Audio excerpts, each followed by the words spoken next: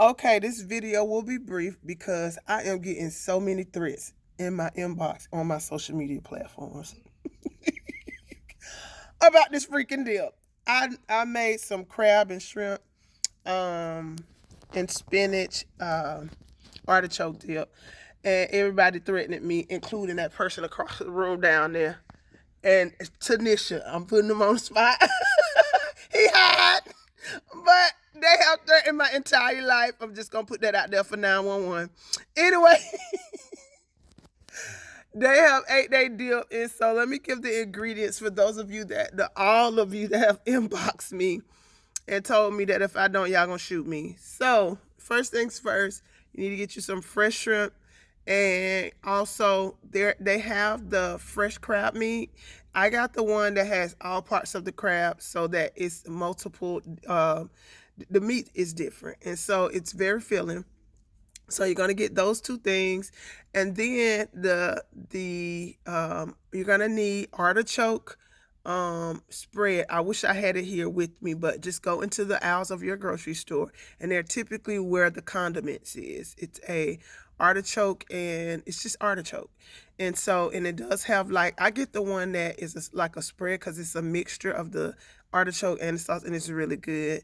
And I typically don't eat stuff like that, picky eater, but you can't really taste it. It just gives it a certain flavor. You're gonna need your spinach. You're also going to need whatever type of seasoning that you like. I like Creole shrimp, the season, or you can do Mrs. Dash if you're trying to be healthy. I use both.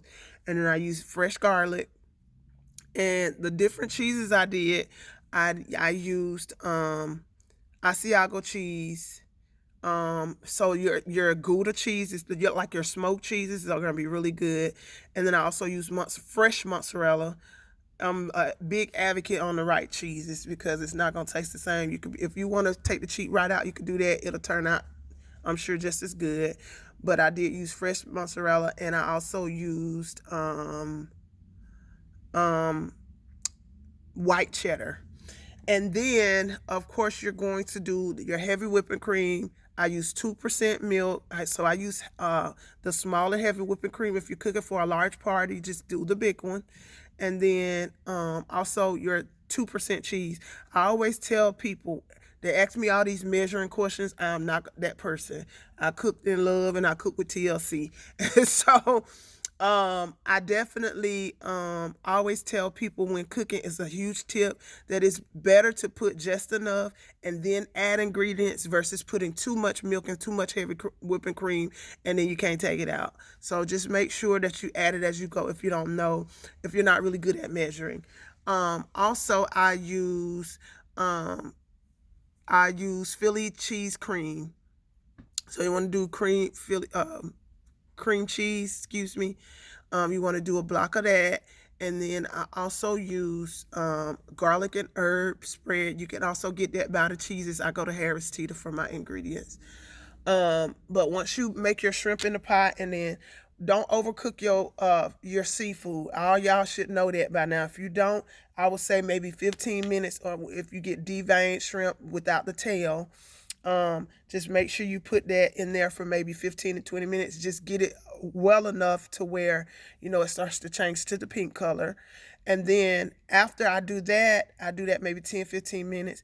And then I also put, obviously, my olive oil, my garlic shrimp, my garlic, fresh minced garlic, and the seasonings that I use.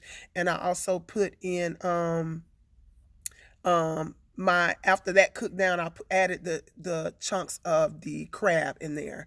And then in my other pot, while that was cooking, I did my heavy whipping cream, my cheeses, my cream cheese and all of that, and I let that kind of simmer down. So once everything was done, don't overcook it, because what you're going to do, once you put everything in the pot and it melts down, you're going to then add your meats to it.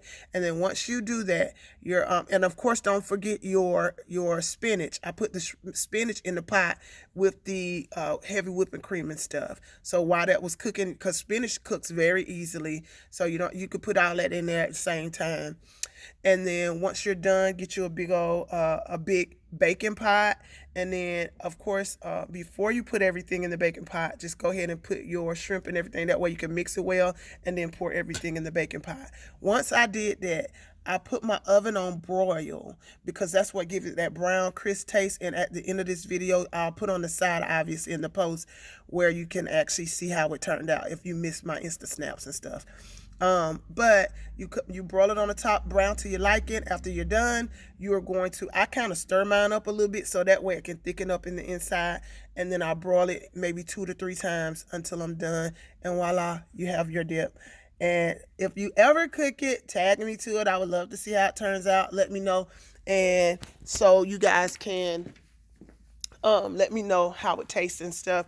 But I had 2 taste testers at my job today. Keenan, he just went in the restroom, but he has ate his dip. And Nisha, as you can see, I'm gonna put her Snapchat on here because they were acting a fool up in here. And when they thought I didn't bring them no food today, they acted a doggone nut. If you have any questions, but they smoked it and devoured it. And so anyway, if you have any questions, hit the you're just gonna let me know. You can either message me below the post, or I think I might put this on my YouTube. And if you have not subscribed to my YouTube channel, I have tons of recipes, healthy ones and ones that are lower in the fat area. They may not be 100% healthy, but they are definitely healthier because I do believe in healthier lifestyle. So sometimes my ingredients, like when I put my sour cream, it's light sour cream. So you can do sour cream. You can add all the extra stuff you like at the end. And I think I gave y'all enough for the recipe. Peace and blessings. Bye. Fit for the king.